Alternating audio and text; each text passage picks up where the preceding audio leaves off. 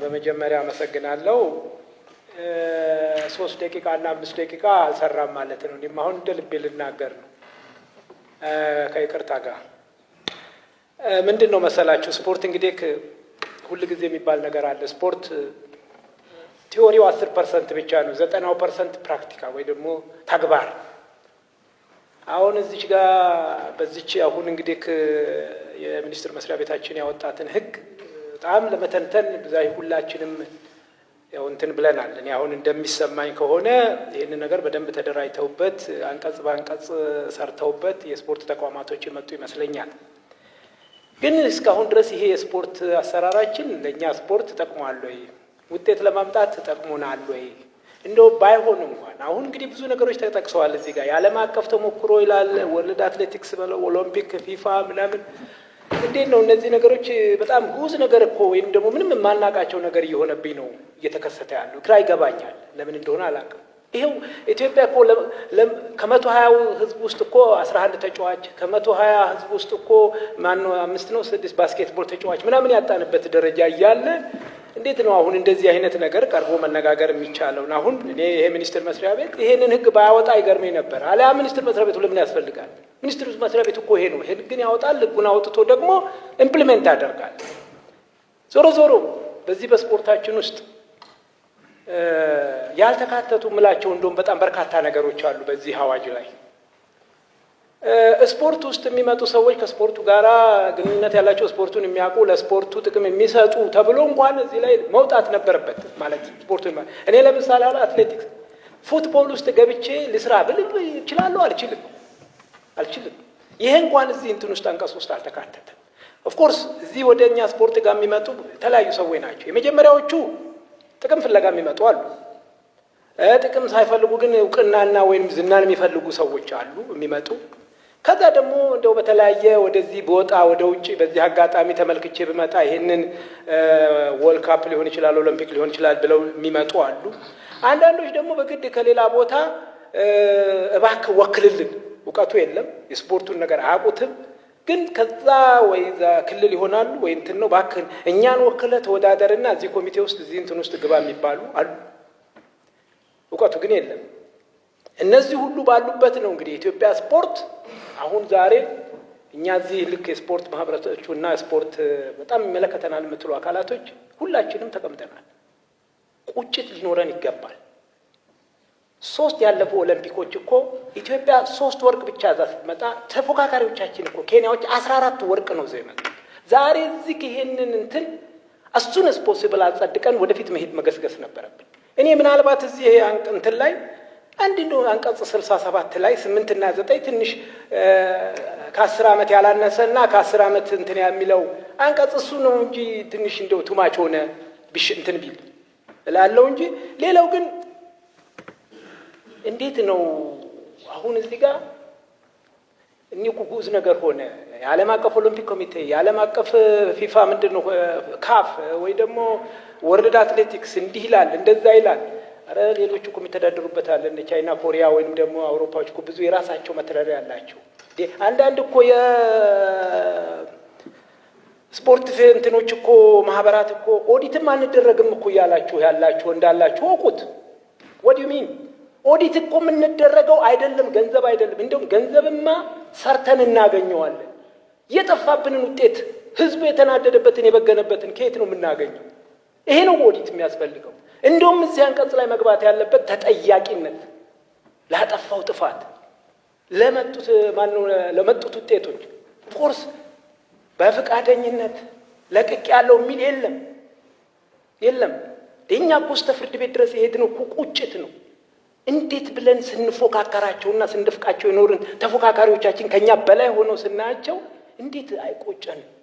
አሁን ዛሬ ሚኒስትር መስሪያ ቤቱ እንደዚህ ህግ አወጣ ተብሎ ተሰብስበን እንደዚህ አይነት አንቀጽ በአንቀጽ 3 ደቂቃ አይደለም 30 ደቂቃ የፈጀ ንግግር ማድረግ ይሄ ትክክል አይደለም። ለማንኛውም እኔ ይሄንን አይደለም፣ ግን ይሄ አዋጅ አንደኛ ለሀገራችን ስፖርት ችግሮች መፍቻ ይሆናል ብዬ ነው የማስበው። መፍቻ ይሆናል አትሊስት። ኦፍ ኮርስ አንዳንድ ነገሮች ሊስተካከሉ ይችላሉ። ትንሽ ሚኒሞም ልናደርግላቸው የሚገባ ሊኖር ይችላል። እሱ ምንም ችግር የለው። ፌዴሬሽኑን ፌዴሬሽን ስፖርቶችን የሚመሩትና ከፌዴሬሽን ጋር ከመንግስት ጋር ያለብንን ቅርርብ እንደው ሞር ያጠናክራል።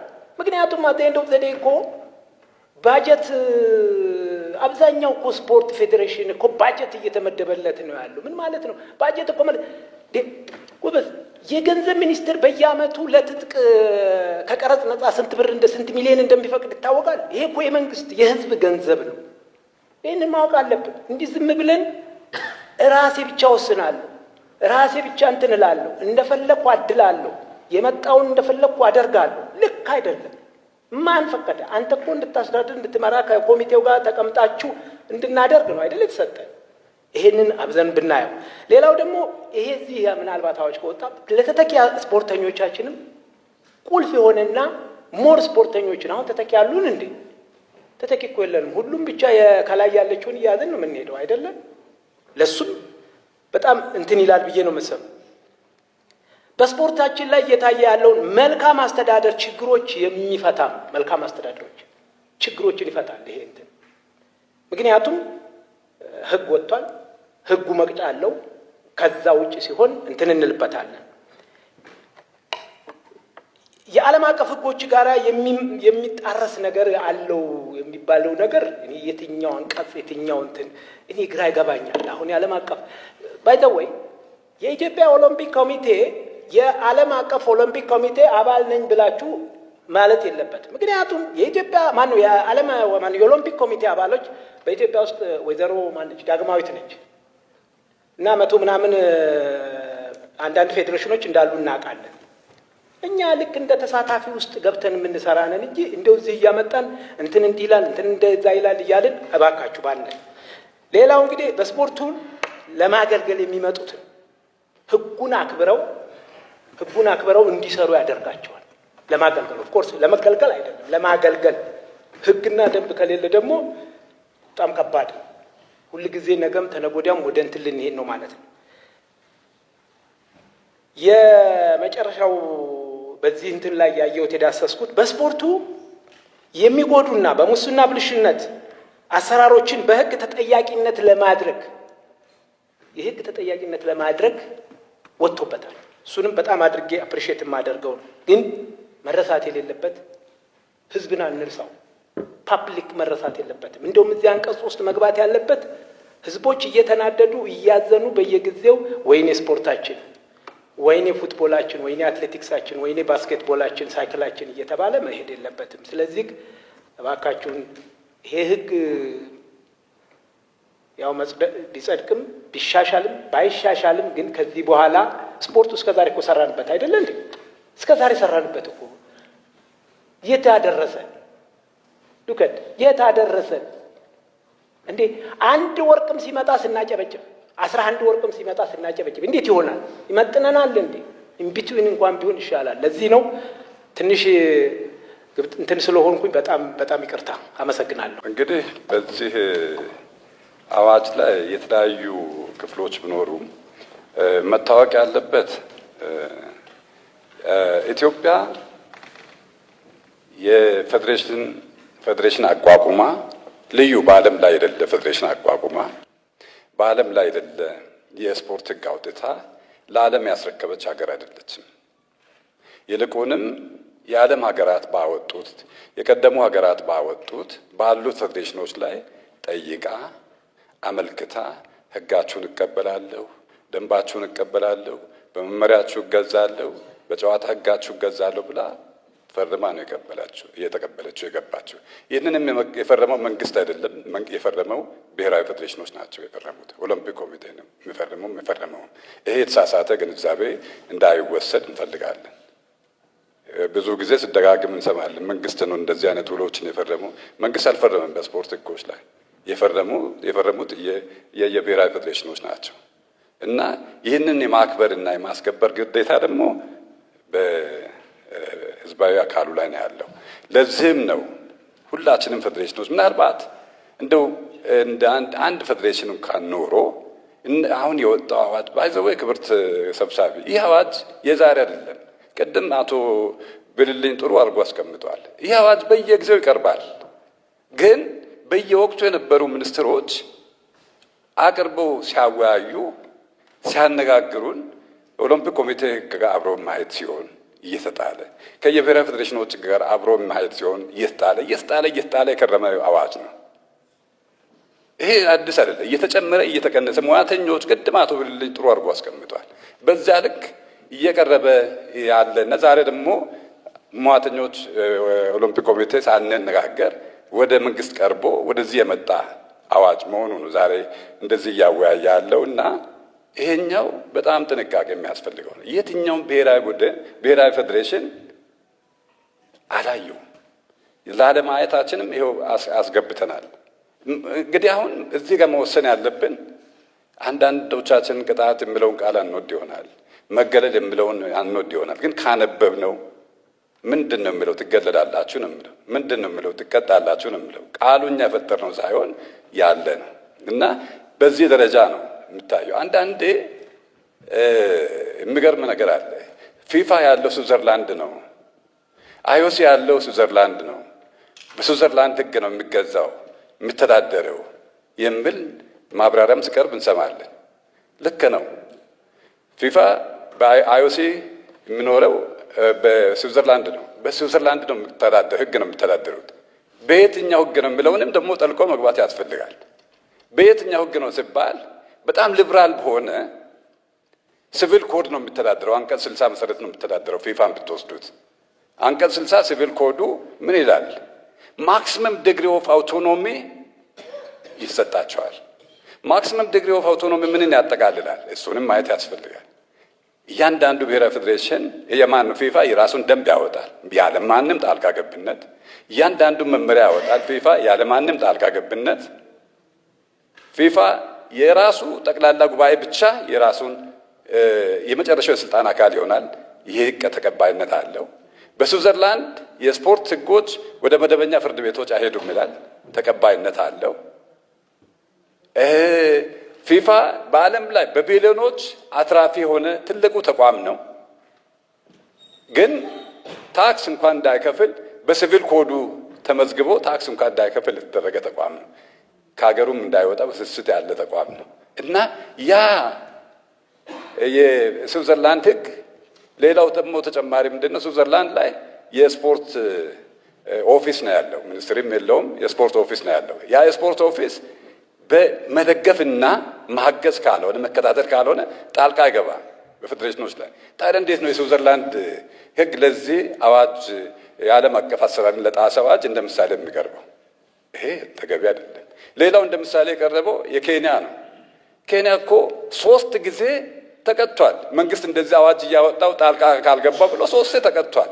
እና እንደ ኢትዮጵያ እንደ ኬንያ እንድትቀጣ ነው ኢትዮጵያ የአዋጅ የሚያስፈልገው? አያስፈልግም። እንደ ጀርመንም ቀርቧል። ጀርመንም እንደ ምሳሌ ወስደናል ተብሏል። ጀርመን እኮ ክብርት ሰብሳቢ የስፖርት ሚኒስቴር የለም፣ ያለው የኦሎምፒክ ኮሚቴ ነው። አሜሪካም እንደ ምሳሌ ቀርቧል። አሜሪካ እኮ የስፖርት ሚኒስቴር የለም፣ ያለው ኦሎምፒክ ኮሚቴ ነው። እንዲመራም ያው ስልጣኑ ያለው ማለት ነው። ስለዚህ ይሄ ምንድን ነው አሁን ስዊዘርላንድን እና አንዳንዴ ምንድን ነው ፈረንጆች ፒክ ኤንድ ቹዝ የሚሉት አባባል አለ። አንድ የተዋበ ቃል ከመጽሐፍ ከቮሊዩም መርጦ ያንን መጠቀም፣ እንደዚህ አይነት ነው የተጠቀሙት ለአዋጁን ለመስራት የፈለጉ የደከሙ ሰዎች ማለት ነው። ስለዚህ ከዚህ አኳያ ይሄ ለኢትዮጵያ የሚጠቅም አይደለም። ምክንያቱም አሁን ስሜቶችን ወደ ኋላ እናድርግ። ማስፈራሪያ ቃላትን እንተዋቸው፣ የማሸማቀቅ ቃላትን እንተዋቸው። አይጠቅሙም። አዋጅ ነው እየሰራን ያለነውና ቁም ፋክቶች ላይ ነው የሚፈለገው። ሙስና ካለ ሌብነት ካለ ያ የሰረቀ ሰው ሀገሪቱ እኮ ሕግ አላት፣ አዋጅ አላት፣ የወንጀለኞች መቅጫ ሕግ አላት፣ የጸረ ሙስና ሕግ አላት። በዚያ ይቀጣል ወንጀለኛው ሌባው። ስለዚህ ደበላልቀን ባንሄድ ትጥቅን በተመለከተ በጥንቃቄ ብናወራ ትጥቅ አንዳንድ ምንድን ነው የሚባለው የኢትዮጵያ ሕዝብ ወጥቶ ሻማ ውጤት ምንድን ውድድር ተወዳድሮ አሸንፏልና ሻማ ሁሉም ወጥቶ ያብራ ብሎ ይነጋገራሉ። መጨረሻ ለማ ምንድን ነው ያንተ ስራ ሲባል ሻማ ነጋዴ ነኝ የተባለ አይነት ነገርም እንዳይመጣ መጠንቀቅም ያስፈልጋል። ስለዚህ እና እያንዳንዱ ነገር በጥንቃቄ በትዕግስት መሰራት ያለበት ነውና ከኢትዮጵያ ኦሎምፒክ ኮሚቴ ጋር ተያይዞ የተነሱ ብዙ ጉዳዮች አሉ። ልናነሳቸው አንፈልግም፣ ምክንያቱም መድረኩም ስላልሆነ ተገናኝነትም ስለሌለው አዋጅ ስለሆነ እያወራን ያለን። ማንኛውም ኦዲት የኢትዮጵያ ኦሎምፒክ ኮሚቴን በተመለከተ እስከ 2025 ኦዲት የተደረገ ተቋም ነው። ይሄ የውሸት ያሉባልታ ወረቀት እየበተኑ በየእንትኑ ተቋሙንም መሪዎችንም የማይመጥን ስብዕና የማይመጥን ነገር ማውራቱ ለእኛ ምንም ስሜትም ውስጥ አይከተንም፣ ከአዋጁ መጥፈስም ውስጥ አያስወጣንም። አልቲሜት ጎሉ ኢትዮጵያ ምን ቢደረግ ነው የምትጠቀመው ነው መሆን ያለበት እንጂ ሰዎች እንዳይናገሩ፣ ሰዎች እንዳይተነፍሱ ምንም የምንሰራውም ነገር አይጠቅምም። ያንን በጥንቃቄ ማየት ነው የሚያስፈልገው። አዋጁ ላይ በእኛ እምነት ብዙ ነገሮች የተነሱ አሉ። እንደ ኢትዮጵያ ኦሎምፒክ ኮሚቴ እኛ ቅድም አቶ ገዛይን ጥሩ አድርጎ አቅርቧል፣ በጣም አቅርቧል። በእያንዳንዱ አንቀጽ ላይ በስሜት አይደለም በምንም አይደለም፣ ይህ አዋጅ በዚህ ይጣሳል፣ ይህ አዋጅ በዚህ ይጣሳል፣ ይህ አዋጅ በዚህ ይጣሳል፣ በዚህ አንቀጽ ቻሌንጅ ይደረጋል ተብሎ ነው የቀረበው። አይ አልቀረበም የሚል አካል ካለ ያምጣ ማፍረሻውን እስኪ ብሎ ያምጣ። ስለዚህ እኛ ይሄ የተከበረው ምክር ቤት እንደሚያውቀው እዚህ ምክር ቤት ላይ መመሪያ መንግስት ማውጣት አለበት ተብሎ ቀርቦ ነበረ። ከምክር ቤት አባላት መንግስት መመሪያ ካወጣ ከዓለም አቀፍ ተቋማት ጋር ያጋጨናል ብለን አቅርበን ክቡር ጠቅላይ ሚኒስትር ዶክተር አብይ አህመድም ኖ ከዓለም አቀፍ ተቋማት ጋር የሚያጋጨን ነገር መውጣት የለበትም ብለው አፈ ጉባኤውም አሁን ከዓለም አቀፍ ተቋማት ጋር የሚያጋጨን ነገር ሲቀር ሌላውን የምትደግፉ ተብሎ ነው የጸደቀው። ቪዲዮ አለ፣ አውዲዮ አለ። በዛው ፍርድ ቤትም አዞ ይሄ ወጥቶ የታየና የተረጋገጠ ነገር ነው። ግን አስፈጻሚ አካላት አንዳንድ የሚሰሩት ሸፍጥ አለ። አዋጅን አጣሞ የማስወጣት ነገር ባለፈውም ጸረ ሙስና በጥናቱ ላይ አካቶ ያቀረበው ነገር አለ። እንደዚህ አይነት ነገሮች ናቸው እንጂ መንግስትም አቋም አለው ብለን አናምንም። ይሄ ከዓለም አቀፍ ተቋማት ጋር የሚያጋጨን ነገር ይኖር ብለ ማንም ያስባል ብለን አናስብም። ስለዚህ ወደ ርምት ወደ ማስተካከል የተሳሳቱ ነገሮችን ወደ ማረሙ መግባት ነው እንጂ ምንም ብንጎታተል የሚጠቅም ነገር የለም። እኛ ዛሬ አለን፣ ነገ ተተኪዎች ይመጣሉ። ግን ይሄ ሀገር ቋሚ ነው፣ ዘላቂ ነው። ዘላቂ ነገር ሰርተን እንለፍ ነው። ብዙዎቻችን አሁን የፌዴሬሽን የማንስማማባቸው ጉዳዮች አሉ። ግን እዚህ ከመጣ ባለ ተስማ ተከታትያለሁ። የማይስማማ ሰው እንኳን ቢሆን ለኢትዮጵያ ምን ይጠቅማል በሚል ጫፍ ነው እንጂ የተናገረው የሚጎዳ ነገር ከዘገሬ ጋር ተጣልቻለሁ አልወደውም ወደዋለሁ በሚል ካልኩሌሽን የሄደ የፌዴሬሽን አመራርም የለም። እንደዚህ አይነት አሰራርም እንዲለመድም እየደገፍን አይደለም። በሌላ በኩል ክብርት ሚኒስትር ክብርት ሰብሳቢ ከቀረቡት ጉዳዮች አንዱም እንደ ቁማር የቀረበው ጉዳይ አለ። ቁማርን አስመልክቶ በጣም ጥንቃቄ ያስፈልጋል። ቁማር ህዝቦችን ዜጋ ራቁት የሚያስቀርን ራቁት ቤታቸውን እየሸጡ በቀደም 20 ሚሊዮን ዶላር እውነት ነው ተሰጥቷል። ለአንድ ክለብ ለማን ነው ለፕሪሚየር ሊጉ ክለቦች ተሰጥቷል፣ ስፖንሰር ተደርገዋል። ያ ክለብ ያ ቤቲንግ ኦርጋናይዜሽን ያልደረሰበት ተቋም የለም። ሎቢ ያላደረገን እኛ ተጠይቀናል። በግል መንግስት ጋር ቅረቡ፣ ሎቢ አድርጉልን፣ ይሄን ያክል እንስጣችሁ ተብለን ተጠይቀናል። ኖ ነው ያልነው። እና ይሄ የቁማሩ ጉዳይ በጣም ቻሌንጂንግ ነው፣ ብዙ ፈተና ያለበት ነው፣ ብዙ ሰዎችን የሚያነካካ ነው። ከዚያም ሳል ህዝቡን ራቁቱን የሚያስቀር ቤት የሚያሸጥ መኪና የሚያሸጥ ችግር ውስጥ ነው እየከተተ ያለው። እና ይሄኛውንም በጥንቃቄ ማለት ያስፈልጋል። ለኢትዮጵያ ይጠቅማል። አንደኛ ኦንላይን ስለሆነ በታክስ ሲስተሙ ላይ ምን ሬቨኒው ያመጣል የሚለውንም መንግስት በጣም ቅድም ብሔራዊ ሎተሪ ጥሩ አቅርበዋል።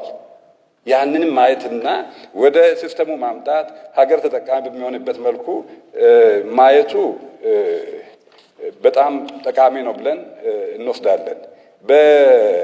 በሌላ በኩል ከአትሌቶች ዝውውር ጋር ከአሰልጣኞች ቅጥር ጋር ይሄ ማይክሮ ማኔጅመንት ለመንግስት ምን የሚያደርግ ነው?